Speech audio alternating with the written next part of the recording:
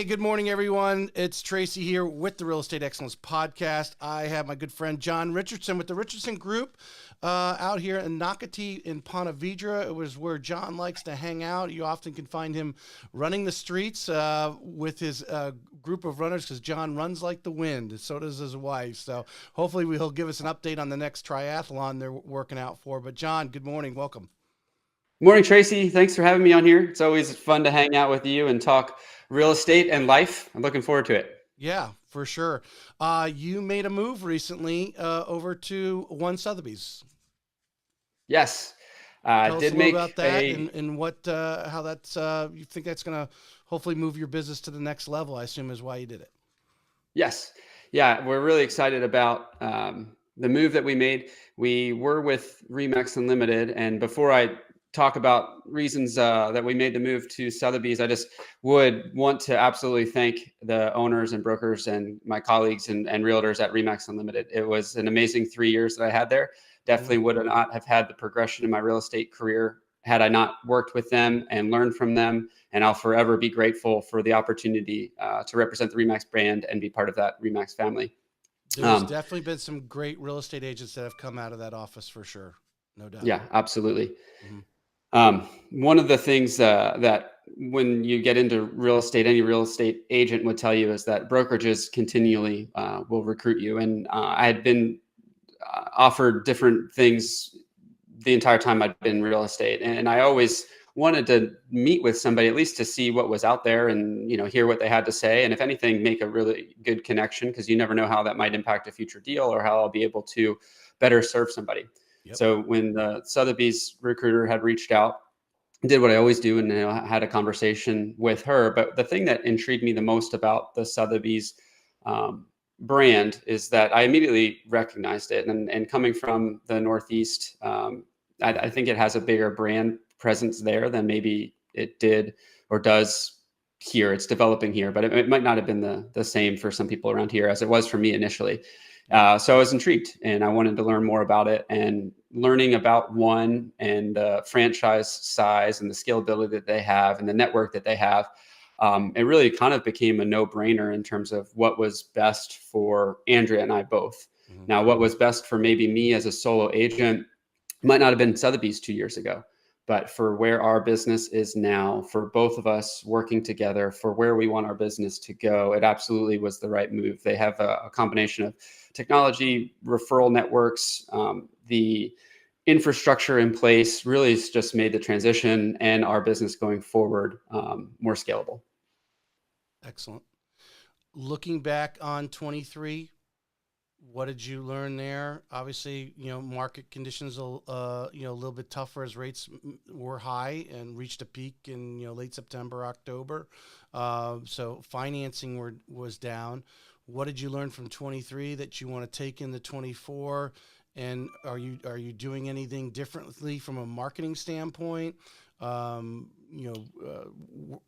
deeper with your past clients. What's your business plan from 30,000 feet here for Yeah. this 24? So 2023 was a good year for us in terms that it was higher than 2022 and higher than 2021. So our trajectory is still going up despite the national sales being down 20 or 30%. It's one of the lowest transactional years in real estate in the last 20, 25 years. So we were very blessed to be in a position where we were continuing to sell houses, and just want to thank everybody that chooses to work with us. That it's an honor to serve and to be in the profession. Now, in terms of how our business might change, I don't think it does. We build our business based on referrals, based on getting to know people, getting to just be involved in the community, and when there's an opportunity to help, we offer. And I don't want to change anything about that. That it's been a good way for us to build business thus far. And I think that'll be a good way to continue to do it. We really just, Andrea and I thank God every day that we're in a position where we get to serve our community and support our family and get to do both of those things. Yep. If I recall from the podcast that we did, you do a lot of organic marketing, if I could use that term. Yeah. Yeah. Yeah, I mean, any dollars really that we spent on advertising would either be like a hyper local, maybe direct mail piece. We've done a few of those, but really our marketing dollars, I view it as a community donation, right? If a band is going somewhere and they need a fundraiser, sure, I'd be happy to do that and Right. support the elementary school that our kids go to. But beyond that, like, we want to be present. We want to be at events. We want to be giving high fives and handing out candy. That's what we really like doing. For the real estate agents that might be listening, um, how what's the mindset, the your ideology, towards that? Like I said, I think talking to some great people that are going to be at RE Bar Camp this week that are high level, been in real estate 20, 30 years, and we talk the relationships, right, is a big term. I know you've got your running group there that I see a lot on Facebook. You guys up at 5 a.m. Running the streets of Ponte Vedra and Nocatee and so forth. So you've got a group. How do For an agent, I think some people don't understand.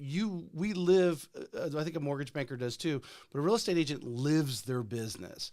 Anyone who obviously interested in real estate, which pretty much is everybody. We all want to sleep under a roof, right? As Patty Ketchum says.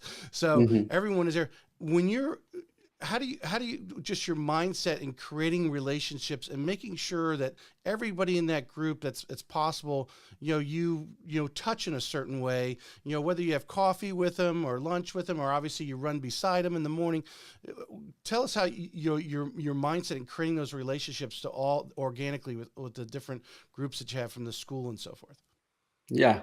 And, I can talk about that for sure. But I sometimes think about the fact that realtors, if they want to be successful, need to find a system that works for them. For me, doing that stuff works for me. I get to be myself and interact and serve people. One thing that I wouldn't want to do is cold call or door knock, or organic or leads online, right? Like, that's a very effective way that works for some people, but to me, that just doesn't seem like it seems like a lot of work, honestly, right? But for somebody else, they might look at the schedule that Andrea and I have, where it's basically sun up to sundown. We're on our feet doing something, right? And they'd be like, "That's exhausting. I would never want to do that." But for me, making those phone calls, that would be exhausting. Like, I think there's a mindset there that you need to find what you like doing, and you're going to want to do a whole lot more of it. Right. So for both of us, we like being involved at church. We like being involved at school. We like coaching our kids' things, hosting kids' races. We like traveling for triathlons, right? Like, this lifestyle that we live, I think, lead to real estate transactions, which is awesome, right? I get to do things I love basically all day long. Now, if you want to build your business from a relationship standpoint, I think it's important to always serve first and let the transactions come where they may. I for sure have lost a transaction or two where if I might have been a little bit more pushy or risked the relationship that I had to get a sale, like, yeah, it might have gone through, but at what cost? And I'd much rather lose one or two and gain, 10 or 11 down the road from just being an authentic, genuine person. I think that's one of the key. Like you said, you got to like what you do, to get up at sunrise and get out and of course you're interacting. You love the running and working out and that sort of thing, and that's your lane. And everybody, I imagine, whether it's at the gym or in the running group, they all know what you do. I hope so. I'm not doing it well enough if they don't know. You got to give them a water bottle with the Richardson Group on it, right? Yeah, we've got a few of those. Right. But that is a part of it, right? And I think that's a component that is often missed in salespeople, right? So real estate sales, mortgage lending sales, everybody is selling something. It's just a matter of owning the fact that you can sell from a service, right? So if somebody's buying or selling a house, I hope they think of me. Because if they don't know that I'm a realtor, like, I don't pay, I don't, that's the only way that I pay for electricity in my house is from real estate transactions, right? It's not like the lottery. It's how I make a living. It's how there's food on my kids' table. So I need to take that component very seriously. What's beautiful, though, is I can do both. It's not one or the other. Right. You're living your lifestyle. All right. So you are in one of the, I assume you probably know, is it the most desirable, or where is Nocatee at as far as ranking right now in Florida, like one of the most desirable subdivisions or areas to be in, correct? I mean, what's Yeah. the current So, I mean, ranking? it's been in the top 10 fastest growing master plan communities for the last 10 years. Yeah. It's been, I think, as high as 3 in terms of fastest growing. Um, it's continually ranked as the number one place to raise a family in Florida. St. Johns County is the number one school district. So the list of accolades for Nocatee specifically is a mile long, and the list of reasons why somebody would want to move to St. Johns County and then specifically Nocatee is a mile long as well. Yeah. From the, like I said, the school district to the amenities to just the beautiful landscaping, the proximity to the beach. Like I could go on and on with Yeah. reasons.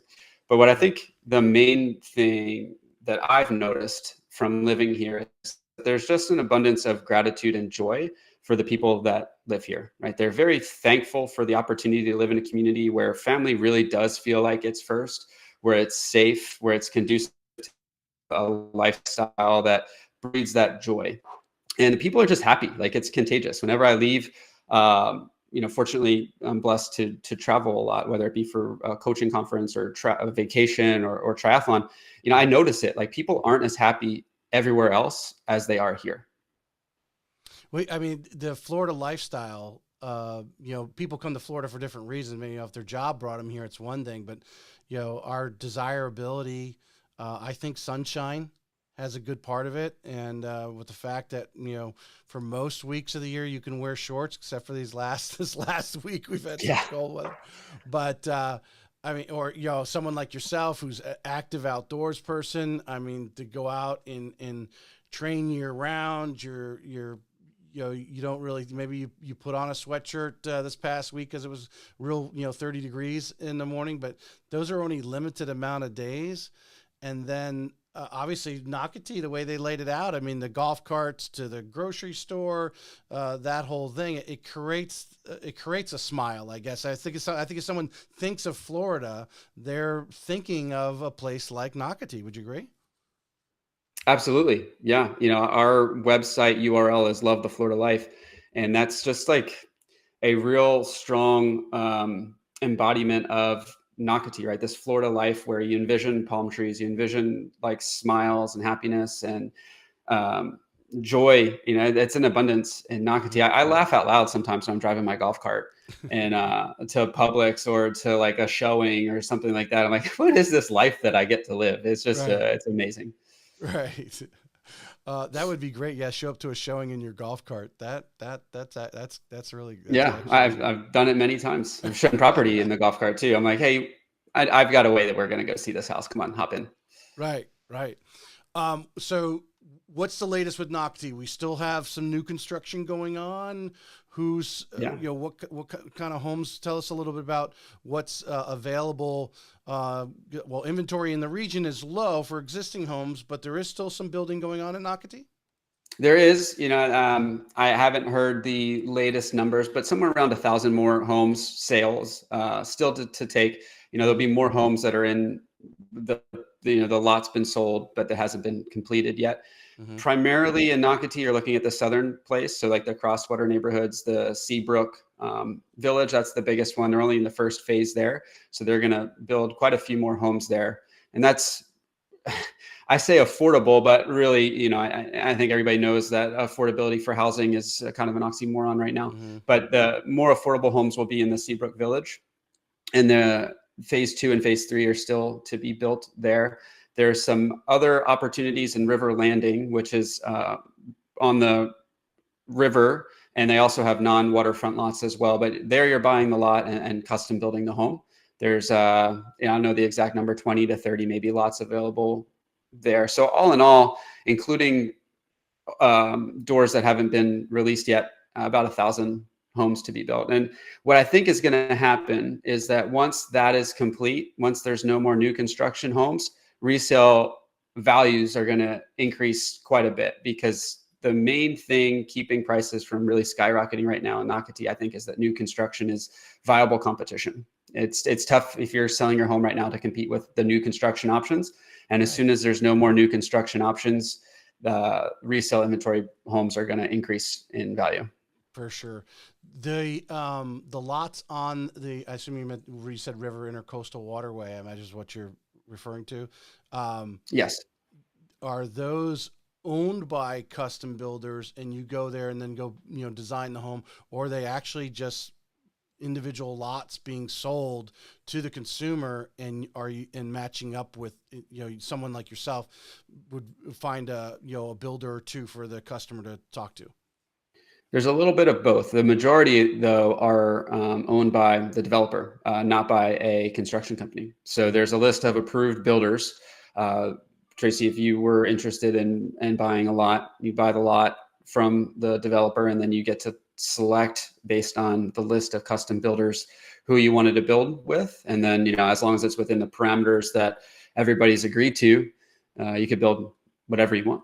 There's 10,000 plus homes being built back there, and there's as small as 4,500, I think. Yeah. Little more of a process, obviously an expense, from, having a custom home built versus the track home there. What are the, right now, if we look back, say the last 90 days or so, uh, what kind of clientele are you getting? Are you still, are you getting a mix, or are you getting more the families? Because I know families is big, but we also have a mix of grandma and grandpa, retired, want to live near the grandkids type of thing going on in Nocatee. What are you seeing right now with the current market conditions? I haven't seen much of a change from what I had seen historically. So just take Nocatee specifically, about half of the population of Nocatee are empty nesters or retirees. So that's always been a very big bulk of the people moving from out of town, and especially that age frame. They're moving, they're snowbirds, or they're moving for retirement. So they've always moved to Florida. Now they're gravitating towards Northeast Florida. Outside that, some people that I've seen from out of state, California, a lot of the same players that there have been over the last couple of years: California, New York, New Jersey, some of the Midwest, Illinois. So that has not changed all that much. What I'd say has changed the most is that, like, sight unseen buyer that feels this real sense of urgency that they just have to leave where they are and they have to be in Florida and they don't care. And that's across the board, the entire market right now that I'm seeing is just this lack of buyer urgency, which is really the thing that I think is calming down home sales and keeping the transaction level at the lowest level, like I said, that it's been the last 20 to 25 years. Is this, there's no buyer urgency right now. Right. Well, that leads to the next question, a common conversation I've been having with a lot of people, and to get the word out, and to get the word out to your circle, because I imagine as every agent, we've got a few of those people who are kind of on the edge. We're like, well, rates might drop. But the reality is, if the rates drop anything significantly, there is way more people sitting on the sidelines than are actively buying, I think, right now. That at some point there's going to be a tipping point where they're going to say, the rates are low enough, I need to get in the game. And now all of a sudden you've got, you're back to the bidding, 20 offers on a home like back in 2021. Yeah, I think that that's a very likely scenario. I also have customers now that they're sitting on the sidelines to sell their house. And as soon as they get back in the game, yeah, that's one more house on the market, but it's a net neutral because they're buying a house as well. So Mm-hmm. even if inventory does increase, then you have another buyer that's there. I think there's going to be a lot of move within. So like move within Nocatee, people that got in 2021 or 2022 in a house that they don't particularly like or aren't that fond of, right? It worked for a little while and now it doesn't work, Mm-hmm. and they're ready to sell. So I would not be surprised if interest rates dip, or even if they like just stayed consistent for a little while and there was some sort of like Confidence. security that Mm-hmm. they're not going to fluctuate. We are going to see things go off the races again. Right. Well, I mean, that challenge, that person who bought in 21, has the 3% interest rate. Obviously like you said, a lot of them, some people bought sight unseen or rushed down, grabbed a home because of the demand. And yeah, they're having, as some people use the word buyer's remorse. Now they're looking across the neighborhood, or maybe Nocatee's not for them. Maybe they, want St. Johns County because they got kids or whatever. They're just going to move to another subdivision. That's a challenge for them right now because they're going to double their interest rate. Yeah, exactly. And we're seeing it too with people that would typically downsize, right? Like they either have no mortgage payment or it's really small, and they'd be doubling their monthly payment to live in a smaller place. It just doesn't make sense at the moment. Right. So when we see those mortgage rates dip down, we certainly will see more people enter the market. Yeah, 100%. I mean, obviously, in my side, I think as well. You mentioned the numbers from home sales. Obviously, mortgage applications are down, and obviously, the amount of refinancing is little to nothing because so many people have a sub 4% interest rate. I think is the number they use to refinance. But opportunities, what I want to turn it to is opportunities to leverage some of the equity for those people who bought in 19, 20, 21. They have equity in their home. There are loans out there if you want to keep your first mortgage and maybe pull some of that equity out. And investment properties. Are you getting any calls from people who want to invest in that area for rentals? I know plenty of people that want to invest in real estate. What the difficulty is finding a property at the moment that sort of pencils out. There's very few instances where a property would be cash flowing. Not impossible, but if you're financing without putting an enormous amount of money down, and when you can get 5 or 6% in a no risk checking account, it makes real estate look a little more risky. So everybody wants to be a real estate investor until they calculate the risk and see like what that is. Right. But that doesn't mean that they don't exist. I think that there's opportunities right now in this little bit of a dip that I think we're in, where there's not a whole lot of buyer urgency. There are distressed sellers, and situationally, if you pay attention to the market and you look at some of the things that are out there, there's opportunities to find a property that could either cash flow or would be a very strong equity play down the future. Well, I mean, go back to what you said earlier. I mean, the new construction housing, maybe 2 years. I don't really think that with the demand out there. Maybe you have a different opinion because you're right on the heartbeat of it. But if you went and invested in a home that even you were able to break even on it, you weren't losing any money. Like you said, when the new construction and there's no more lots out there to build, you're gonna see the value of the existing home start to rise, and like you said, an equity play. Yeah, absolutely. I'm still pretty bullish on this area, that the opportunity to make money on real estate just in terms of appreciation is high. Right. One subject we've been again talking a lot of because it's getting involved in some of its deal killers. Newer homes are obviously in a better condition because they got new roofs and everything like that. But insurance, have you seen or get some scuttlebutt from some of your clients who maybe bought the home 2 or 3 years ago? Now all of a sudden they're getting their new insurance bill. Yeah, that's really annoying. And yeah, some of it's anecdotal, some of it's real, right? When somebody's like, "Oh, my insurance bill quadrupled," like most likely it didn't, or they were underinsured, or it's not just like that it's gone bananas. It has. It's increased quite a bit, but I think there's horror stories out there that fact-based may change a little bit. But one of the biggest issues that I've seen is that even is roofs, right? If you buy a house that has a roof that has a lifespan of 25 years, sometimes if it's 7 years old, insurance companies are being like, no, I'm not insuring that, which to me, that just seems criminal. Yeah, and it's ridiculous. That's probably the most frustrating component of all of it. Yeah. Well, I would invite just to drop a plug because my good friend Tom Reber, if he's listening, the Mortgage Bankers Association and the real estate agents need to get together. I know some new legislation has gone through in Tallahassee, so insurance moving forward is better. It's just unfortunately our state has so much litigation with insurance companies and working out the past. But they're having a meeting on February 21st, the Mortgage Bankers Association, and we all need to get together. I have invited our state senator for St. Johns County, Travis Hudson, and then Kim Kendall. She's running for the House seat that's coming up that Cindy Stevens is vacating, to come, because we really need to get that cleaned up in the insurance wise.